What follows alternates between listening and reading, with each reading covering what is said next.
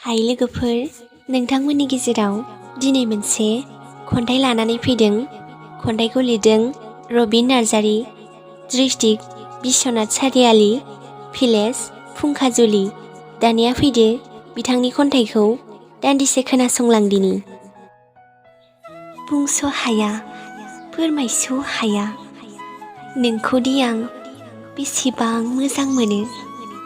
मोनथिगौ नों आंदि नोंखौ बेसेबांदि हास्थायो। मोनथिगौ नों आंदि नोंखौ बेसेबां अनो। मानो बुजिया नों आंनि गोसोखौ, मानो हमदांनो नाजाया नों आंनि थार अननायखौ।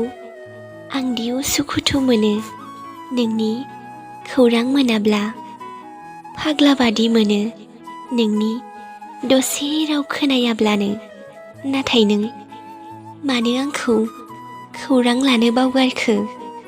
आंदि नोंखौ बेसेबां हास्थायो, बेखौ आंनि मेगन मोदैयानो फोरमायो सना।